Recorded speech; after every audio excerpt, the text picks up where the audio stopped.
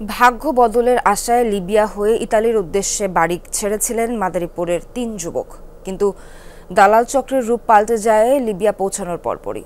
বন্দি শিবিরে ৩ জনকে আটকে করা হতো ভয়াবহ নির্যাতন। সেই ভিডিও স্বজনদের কাছে পাঠিয়ে আদায় করা হতো নগদ অর্থ। আদালতে মামলা হলেও ধরাছোঁয়ার বাইরে দালাল চক্রের সদস্যরা। অভিযুক্তদের ধরতে কাজ করছে পুলিশ।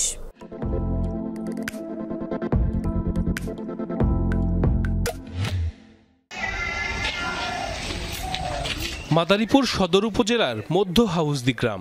উচ্চবিলাসী জীবন গড়ার আশায় প্রায় ৬ মাস আগে ইতালির উদ্দেশ্যে বাড়ি ছাড়েন স্থানীয় ৩ যুবক। প্রথম দিকে দালাল চক্র বিভিন্ন প্রলোভন দেখালেও বাড়ি ছাড়ার পর থেকেই সুর পাল্টে যায় অভিযুক্ত হাওয়া বেগম এবং বাবুল মাতুব্বরের। প্রথম কয়েক মাস লিবিয়ায় আটকে রেখে নির্যাতন করা হতো মারুফ, মহিউদ্দিন ও সোলাইমানকে। এরপর সেই ভিডিও পাঠিয়ে পরিবারের কাছ থেকে আদায় করা হয় নগদ টাকা। ফোন করে দেয়া হয় নানা হুমকি। একটু দয়া করেন ভাই, একটু দয়া করেন ভাই, একটু দয়া করেন। 3 দিন বেশি সময় ভাই, 3 দিন ঠিক আছে তো, এতগুলো টাকা কোথার জন্য আমাকে একটু সময় না দিলে কি আমরা রেডি করব ভাই? আমি এই 1 লাখ টাকার কথা কইতেছেন, আমার একটা মোটরসাইকেল আছে, এটা বেচে আমি আপনার 1 লাখ টাকা।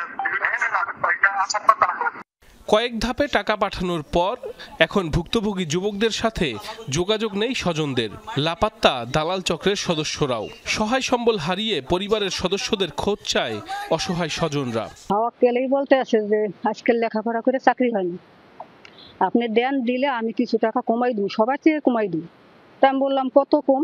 বললো যে 14 লাখ। 14 লাখ নিলে তুমি ধরা পড়া থাকতেই পারে। তো উনি বললো যে ধরা পড়া সবকিছুই এই 14 লাখের ভিতরে। না খাওয়াই রাইখা রুমের ভিতরে আটকাই রাইখা নির্যাতন দিয়া আমার থেকে 35 লক্ষ টাকা নিছে। তারপর আমার ছেলের গেম হয় নাই। যে কয়েকটা কথা আসলে এটা আমরা দিছি 2বার ভাঙ্গা, 2বার দিয়ে দিছি মতন। এরপর আবার টাকা চাইছে, আবার এরপর কোনো খবরপত্র নাই। প্রতারণার বিষয়ে যথাযথ ব্যবস্থা নেওয়ার আশ্বাস থানার ভারপ্রাপ্ত কর্মকর্তার। বিভিন্নভাবে ইটালি সহ বিভিন্ন ইউরোপিয়ান কান্ট্রিতে যাচ্ছেন এবং যাওয়ার পথে অনেক ধরনের সমস্যার শিকার হচ্ছেন।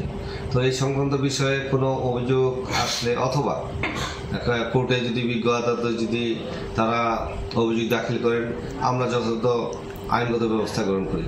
দ্রুত দালাল চক্রের সদস্যদের গ্রেফতার করে বিচারের আওতায় আনার দাবি স্বজনদের। একই সাথে পরিবারের সদস্যদেরও সন্ধান চান তারা। বাড়ির লোকরা অনেক সাহায্য চাইছিলাম। সাইফ আহমেদ, যমুনা নিউজ।